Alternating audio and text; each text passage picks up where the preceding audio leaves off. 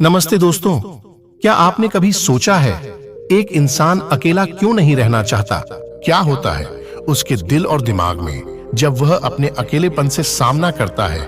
आज हम इस बढ़ती हुई समस्या के बारे में बात करेंगे। अकेला रहना किसी भी व्यक्ति के लिए एक अनोखा अनुभव होता है। जब हम अकेले होते हैं हमें हमारे मन की गहराइयों में उतरने का मौका मिलता है। लेकिन क्या आपको पता है अकेले रहने से बहुत से लोग घबरा जाते हैं। लेकिन क्यों अक्सर लोग अकेलेपन से घबरा जाते हैं? क्योंकि उन्हें लगता है कि उनका कोई असली साथी नहीं है। और दुख की बात यह है कि वे लोग खुद को अपना साथी नहीं मानते। ऐसा कोई जो उनके साथ हर कदम पर हो, इसी कारण उन्हें अजीब सा महसूस होता है, जैसे उनका कोई एक हिस्सा अधूरा है। अकेलेपन का असर हमारे शरीर और मन पर भी होता है। कुछ लोग अकेलेपन में अपने आप को खो देते हैं और उनका आत्मविश्वास कम हो जाता है। वह महसूस करते हैं कि उनका कोई सुनने वाला नहीं है, कोई समझने वाला नहीं है। लेकिन दोस्तों, जैसे कि सिक्के के दो पहलू होते हैं, वैसे ही क्या आपने कभी सोचा है कि अकेले रहने के क्या-क्या फायदे हो सकते हैं? हम इस कहानी में इन सभी सवालों का जवाब देंगे। तो अगर आप भी अकेलेपन से गुजर रहे हैं या आपको लगता है कि किसी को अकेलेपन का सामना करना पड़ रहा है और यह अकेलापन एक बुरी बात है, तो यह वीडियो आपके लिए है। तो चलिए शुरू करते हैं। आज की कहानी एक नौजवान लड़के और उसके व्यापारिक पिता की है। और जैसे कि हर नौजवान युवक का यह सपना होता है कि वह अपनी अलग पहचान बनाए और उसकी यह अलग पहचान उसकी योग्यता पर बनी हो और वह कुछ ऐसा कर दिखाएं जिस पर उसे गर्व हो। कुछ ऐसा ही सोचना था उस व्यापारी के बेटे का। बहुत समय पहले की बात है। जापान में एक व्यापारी रहता था जो शहर का सबसे अमीर व्यक्ति था। उसके पास सब कुछ था। उसके पास किसी चीज की कोई कमी नहीं थी, केवल अपने बेटे से परेशान था। एक दिन वह व्यापारी अपने बेटे से कहता है, बेटा, तुम मेरे साथ व्यापार में हाथ क्यों नहीं बढ़ाते? तुम्हें व्यापार के तौर तरीके सीख लेने चाहिए, क्योंकि भविष्य में तुम्हें यही तो करना है। यदि तुम व्यापार में हाथ नहीं बढ़ाओगे तो फिर क्या करोगे? वह नौजवान युवक अपने पिता से कुछ नहीं कहता, क्योंकि उसका व्यापार में बिल्कुल भी मन नहीं लगता था। वह दिन भर मार्शल आर्ट की किताबें पढ़ता और जब भी कोई समुराई शहर में आता तो वह पूरा समय उसी के पीछे पीछे घूमता रहता है। एक बार पूरे परिवार के सदस्यों ने मिलकर उसे समझाने की कोशिश की। वह कहने लगे, बेटा, तुम्हारे पास इतना बड़ा व्यापार है, फिर भी तुम अपने पिता का हाथ क्यों नहीं बढ़ाना चाहते? यदि तुम अपना व्यापार नहीं देखोगे तो फिर कौन देखेगा? इस पर वह नौजवान युवक जवाब देते हुए कहता है, मैं खुद के दम पर कुछ बनना चाहता हूं। मैं चाहता हूं कि मेरी एक अलग पहचान हो, लोग मुझे मेरे कामों की वजह से जाने, और इसलिए मैं इस देश का सर्वश्रेष्ठ तलवार बाज बनना चाहता हूं। उस युवक की यह बात सुनकर उस व्यापारी को बहुत तेज क्रोध आया, लेकिन फिर भी उसने अपने क्रोध पर काबू पाया।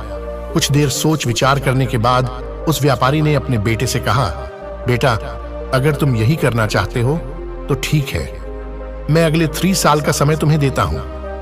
यह सुन वह नौजवान युवक बहुत खुश हुआ। तभी आगे वह व्यापारी कहता है, लेकिन मेरी एक शर्त है।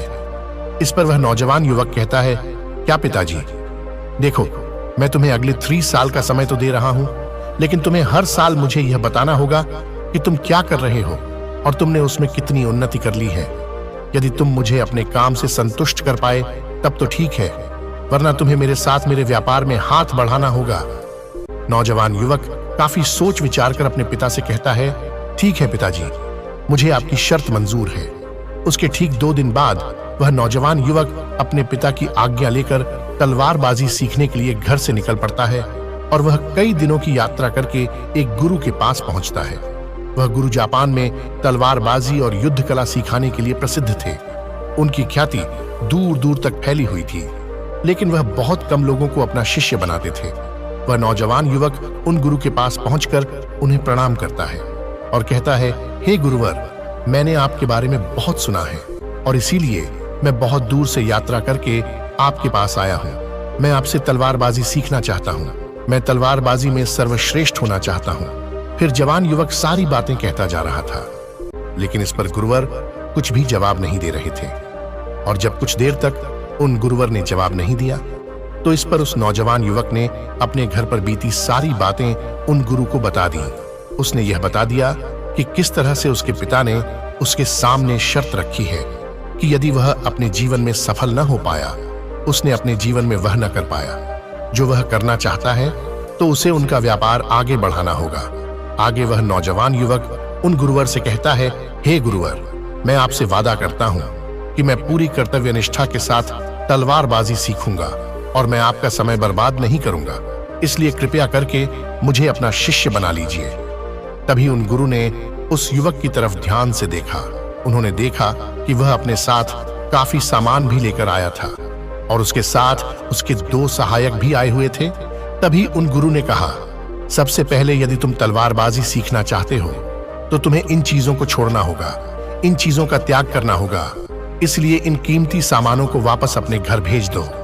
उस नौजवान युवक ने गुरु की आज्ञा का पालन किया। उसने सारा सामान अपने सहायकों के हाथों वापस घर की ओर भेज दिया। आगे गुरुवर उस नौजवान युवक से कहते हैं, देखो, यदि तुम तलवारबाजी सीखना चाहते हो और इसमें सर्वश्रेष्ठ होना चाहते हो तो तुम्हें 2 शर्तें माननी होगी।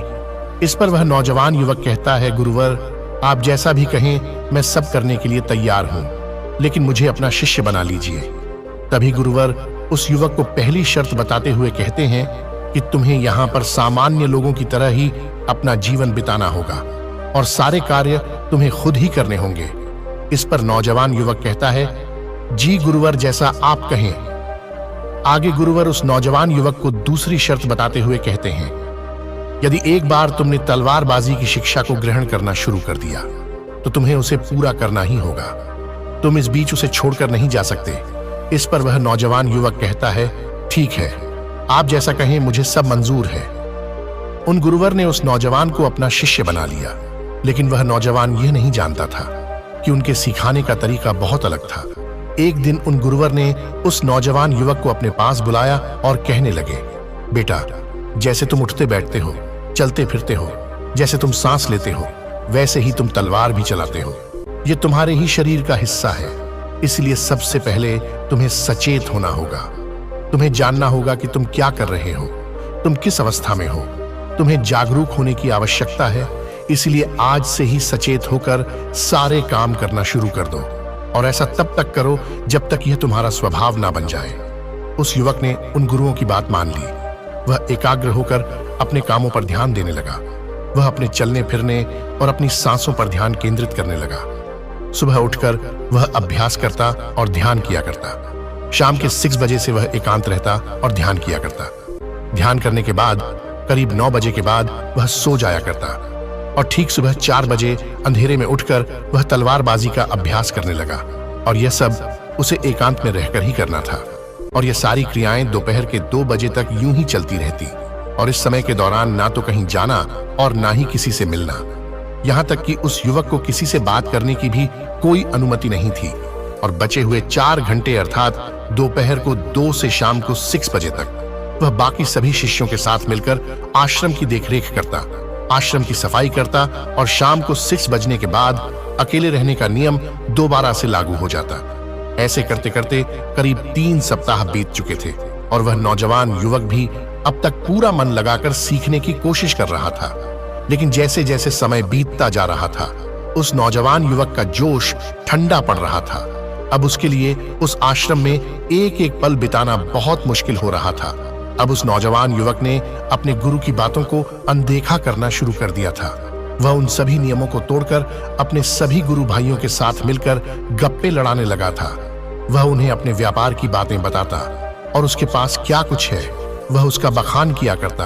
और उस नौजवान युवक को इतना अमीर पाकर कई लोग उसके मित्र भी बन चुके थे, क्योंकि वह सोचते थे कि यह तो अमीर व्यापारी का बेटा है, कभी ना कभी तो भविष्य में कोई ना कोई फायदा हमें अवश्य मिलेगा। देखते ही देखते उस नौजवान युवक और बाकी लोगों की दोस्ती और भी गहरी होती जा रही थी। अब से वह नौजवान युवक रातों को सोने की बजाय अपने मित्रों के साथ मिलकर आश्रम से कहीं दूर भाग जाया करता था। जंगलों में जाकर गप्पे लड़ाता था, मौज मस्ती किया करता था और इस कारण बस वह सुबह उठ नहीं पाता था और इसी वजह से वह कभी ध्यान भी नहीं कर पाता था। एक दिन उन गुरुवर ने उस नौजवान युवक को अपने पास बुलाया और उससे कहने लगे, बेटा, देखो, मैं जानता हूं कि तुम रात को आश्रम में नहीं रहते हो और ना ही तुम एकांत में रहकर अभ्यास कर रहे हो। मैंने तुमसे पहले ही कहा था कि यदि तुमने एक बार तलवारबाजी की शिक्षा को आरंभ कर लिया तो तुम्हें इसे पूरा करना ही होगा। और तो और तुमने मुझसे वादा किया था कि तुम पूरी कर्तव्य निष्ठा के साथ तलवारबाजी की शिक्षा को ग्रहण करोगे और तुम मेरा समय बर्बाद नहीं करोगे। और यदि तुम ऐसा ही करते रहे तो 1 साल बाद जब तुम्हारे पिता तुमसे पूछेंगे कि तुमने इस 1 साल में क्या किया, तुमने उसमें कितनी उन्नति की, तो तुम उन्हें क्या जवाब दोगे? उस वक्त तुम उन्हें क्या मुंह दिखाओगे? इस पर वह नौजवान युवक कहता है, हे गुरुवर, आप सत्य कहते हैं। जब मैंने शुरू किया था तो मेरे अंदर उत्साह था, मेरे अंदर तलवारबाजी सीखने की जिज्ञासा थी, लेकिन तब मैं यह नहीं जानता था कि मुझे अकेले रहकर अभ्यास करना होगा। एकांत रहकर मैं थक चुका हूं और यह मुझे बहुत कठिन लगता है। मेरा एक एक पल जैसे मुझे काटने को दौड़ता है। जब भी मैं ध्यान करने बैठता हूं तो तेरा मन यहां वहां भागता रहता है और मैं ध्यान नहीं कर पाता, और इसी कारण मेरी चिंता और भी बढ़ जाती है। मुझे समझ नहीं आता कि यदि मैं ध्यान नहीं कर पाऊंगा तो मैं अपने अभ्यास को पूरा कैसे कर पाऊंगा। और साथ ही जब मैं एकांत में रहता हूं तब भी मेरे मन में तरह तरह के विचार चलते रहते हैं। मैं इनसे पीछा छुड़ाना चाहता हूं, लेकिन मैं इनसे पीछा छुड़ा नहीं पाता। इस पर गुरुवर मुस्कुराने लगे और उस नौजवान युवक से कहते हैं, बेटा, जिस अकेलेपन से तुम भागने का प्रयास कर रहे हो, इस अकेलेपन में बहुत ताकत होती है, इसे तुम्हें समझना चाहिए। किंतु फिर भी यदि तुम इस अभ्यास को बीच में छोड़कर जाना चाहते हो तो मैं तुम्हें नहीं रोकूंगा। तुम जा सकते हो, लेकिन जाने से पहले मेरी बस एक बात मान लो। इस पर नौजवान युवक कहता है, ठीक है, बताइए आप क्या चाहते हैं। तभी गुरुवर कहते हैं, बेटा, यहां से 1 दिन की दूरी पर एक बहुत ही बड़ा पहाड़ है। उसकी चोटी पर तुम्हें 1 दिन और 1 रात बितानी है, अर्थात तुम्हें वहां पर पूरा दिन बिताना है। और सुबह तुम्हें वहां पर एक बाज नजर आएगा। उस बाज की हरकतों पर तुम्हें ध्यान देना है। ध्यान रखना उसका तुम्हें शिकार नहीं करना है, बल्कि उसकी हरकतों पर तुम्हें ध्यान देना है। वह क्या कर रहा है, क्यों कर रहा है, उसे ध्यान से देखना है। उसकी हर एक हरकत को तुम्हें समझना है। और जब तुम अगले दिन वापस लौट कर आओगे तो मैं तुमसे केवल एक सवाल करूंगा। यदि तुमने उस सवाल का सही जवाब मुझे दे दिया तो मैं तुम्हें जाने से बिल्कुल भी नहीं रोकूंगा। उस नौजवान ने काफी कुछ सोच विचार किया और उसके बाद वह गुरुवर की बात मान जाता है। वह उन्हें प्रणाम करके उस पहाड़ की ओर चल पड़ता है। देखते ही देखते वह 1 दिन का सफर तय करके उस पहाड़ की चोटी पर पहुंच गया और उसने पूरी रात वहीं पर बिताई। और अगली सुबह होने से पहले ही वह उस बाज को ढूंढने लगा। वह जब यहां वहां देख रहा था तभी उसकी नजर उस पहाड़ की चोटी पर पड़ी। उसने देखा कि एक सुनहरा बाज चट्टान की चोटी पर बैठा हुआ है और पहाड़ के नीचे घाटियों की ओर ध्यानपूर्वक देख रहा है। वह नौजवान युवक उस बाज को देखकर झुक गया और छुपकर उसकी सारी हरकतों पर नजर रखने लगा। वह उसे देखने लगा। उस नौजवान युवक ने देखा कि कुछ चरवाहे अपनी भेड़ बकरियों को उस घाटी में चराने के लिए लेकर आए हैं। और तभी उस युवक की नजर उस बाज पर पड़ी जो एकदम शांत बैठा हुआ था। लेकिन तभी अचानक उसने उड़ान भरी और नीचे की ओर जाते हुए वह उन चरवाहों के पास पहुंचा। जब तक चरवाहों की नजर उस बाज पर पड़ती तब तक उसने उन भेड़ बकरियों में से एक बकरी के बच्चे को अपने पंजों में दबोचा और उसे ले उड़ा। जब तक चरवाहे कुछ समझ पाते तब तक शिकार हो चुका था। वह नौजवान युवक यह देखकर बहुत हैरान रह गया। वह समझ चुका था कि आखिर गुरुवर ने उसे उस चोटी पर क्यों भेजा है। वहां से वह वापस अपने गुरुवर के पास लौटा और उसने वहां पर बीती हुई सारी कहानी उन गुरुवर को बता दी। तभी गुरुवर उस युवक से कहते हैं, अच्छा, तो तुम मुझे यह बताओ कि तुमने वहां पर क्या सीखा। तभी वह नौजवान युवक कहता है, गुरुवर, वह बाज बहुत ही चालाक है। काफी देर तक तो यूं ही वह शांत रहा, लेकिन जैसे ही उसे अपना शिकार नजर आया उसने शिकार तय किया और एक उड़ान भरी और उड़ान के साथ वह अपने शिकार को ले उड़ा। इससे हमें यह समझने को मिलता है कि वह बाज बहुत ही चतुर और बहुत ताकतवर भी है और साथ ही साथ वह बहुत तेज भी है। इस पर गुरुवर हंसते हुए कहते हैं, बेटा, उस बाज को तुमने आज देखा है, लेकिन यदि उसे तुमने करीब 2 महीने पहले देखा होता तो तुम उस पर यकीन नहीं कर पाते। ऐसे बाज केवल पहाड़ी इलाकों में ही पाए जाते हैं और इन बाजों की उम्र करीबन 80 वर्ष की होती है। लेकिन जब इनकी आधी उम्र अर्थात जब इनकी 40 साल की उम्र पूरी हो जाती है तो यह शिकार नहीं कर पाते। उसे एक महत्वपूर्ण निर्णय लेना पड़ता है। क्योंकि इस अवस्था में उसके शरीर के तीनों महत्वपूर्ण अंग बेअसर होने लगते हैं। पहला, पंजे, जो कि लंबे और लचीले हो जाते हैं और शिकार पर पकड़ बनाने में कमजोर होने लगते हैं। दूसरा, चोंच, जो कि आगे की ओर मुड़ जाती है और भोजन निगलने में मुश्किलें होने लगती है। तीसरा, पंख, जो भारी हो जाते हैं और सीने से चिपकने के कारण पूरे खुल नहीं पाते हैं। यह उसके उड़ान सीमित कर देते हैं। भोजन ढूंढना, भोजन पकड़ना और भोजन खाना, तीनों काम करना मुश्किल हो जाते हैं। तब उसके पास दो ही रास्ते बचते हैं, या तो शरीर छोड़ दें या फिर खुद में बदलाव करें। एक आकाश के बादशाह के रूप में इनका शरीर मृत्यु की ओर बढ़ने लगता है, लेकिन इनकी विशेषता तो यही है कि यह बाज अपनी मृत्यु को स्वीकार नहीं करते। जहां पहला रास्ता सरल और तुरंत समाधान देने वाला है, तो वहीं दूसरा अत्यंत पीड़ा, दाईं और लंबा। बाज पीड़ा चुनता है और खुद में बदलाव करता है। वह धीरे धीरे उड़ान भरकर किसी ऐसी जगह पर जा पहुंचते हैं जहां बहुत शांति होती है और वहां अपना घोंसला बनाते हैं। फिर वहां पर जाकर वह सबसे पहले अपनी कमजोरी अर्थात अपनी उस मुड़ी हुई चोंच को पत्थर पर मार मारकर उसे तोड़ देते हैं। एक पक्षी के लिए अपनी चोंच तोड़ने से ज्यादा पीड़ादायक कुछ भी नहीं। अब वह इंतजार करता है चोंच के फिर से उग आने का। उसके बाद वह अपने पंजे भी उसी प्रकार तोड़ देता है और इंतजार करता है पंजों के दोबारा उग आने का। और देखते ही देखते इनके पंजों में नए नाखून आते हैं। नई चोंच और पंजे आने के बाद वह अपने भारी पंखों को एक एक कर नोच कर निकालता है और प्रतीक्षा करता है पंखों का फिर से उग आने का। और इस क्रिया में पूरे 3 महीने लगते हैं और 3 महीनों के अंदर इन बाजों का एक नया पुनर्जन्म होता है और तब उसे मिलती है वही भव्य और ऊंची उड़ान। इस पुनर्जन्म के बाद वह 30 साल और जीता है, वहीं ऊर्जा, सम्मान और गरिमा के साथ। आगे गुरुवर उस नौजवान युवक से कहते हैं, और तुम उस बाज की तारीफ कर रहे हो जो अकेले रहना पसंद करता है, शांत रहना पसंद करता है, जो पूरे 3 महीने एकांत में रहकर तपस्या करता है, अपने आप को शिकार के लायक बनाता है, तब जाकर वह कहीं शिकार करने योग्य बन पाता है।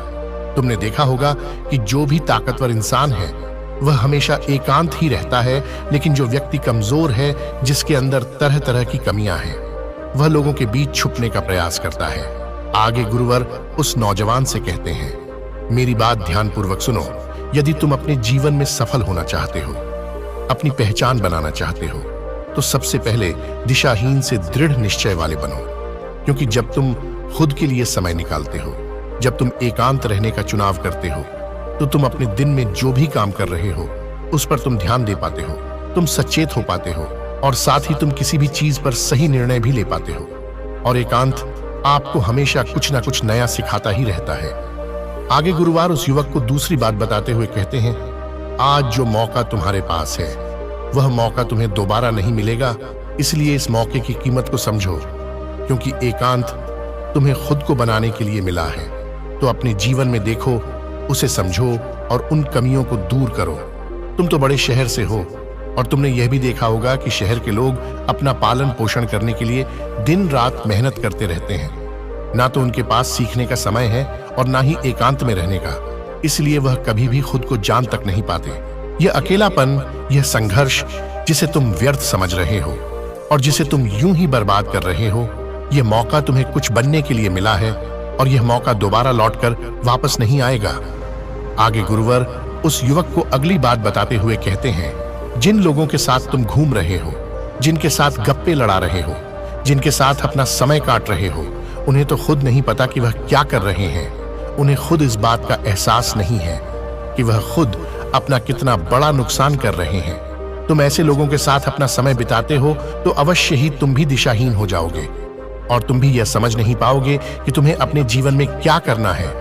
शुरू में तुम्हें अकेले रहने में थोड़ी तकलीफ जरूर होगी, लेकिन धीरे धीरे आपको इसके साथ रहने की आदत पड़ जाएगी। इसलिए अकेलेपन का इस्तेमाल एकांत रहने के लिए करो और अपना उद्देश्य याद रखो। यह याद करो कि तुम यहाँ पर क्यों आए थे और तुमने अपने जीवन में क्या लक्ष्य तय किए थे। गुरुवर के इतना कहने के बाद वह नौजवान युवक सोचने लगा। वह यह समझने लगा कि आखिर वह यहाँ पर क्यों आया था। तब उसे याद आया कि उसके गुरुवर ने उसे क्या कहा था कि अपने अकेलेपन का इस्तेमाल करो, क्योंकि अकेलापन ही एकांत बन जाएगा और वह तुम्हें आगे बढ़ने में तुम्हारी मदद करेगा।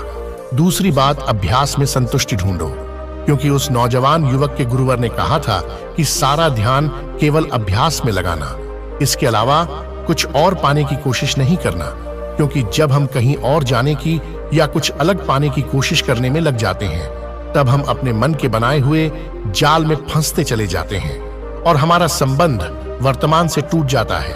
और तब हमें ऐसा लगने लगता है जैसे हम कहीं पर फंसे हुए हैं, हम बहुत दुखी हैं, हम बहुत निराश हैं और कहीं पर पहुंच नहीं पा रहे। और इसी के साथ में उस नौजवान युवक को उन गुरुवर की तीसरी बात भी याद आती है कि प्रकृति में ध्यान करो। जब भी तुम्हें समय मिले तो किसी एकांत जगह पर या फिर किसी पेड़ के नीचे बैठकर ध्यान करो। केवल अपनी सांसों पर ध्यान दो, विचार खुद ब खुद शांत होने लगेंगे। और जब तुम्हारे विचार शांत होने लगेंगे, तब तुम्हें आभास होगा कि तुम प्रकृति के साथ जुड़े हुए हो, तुम इस धरती के साथ जुड़े हुए हो।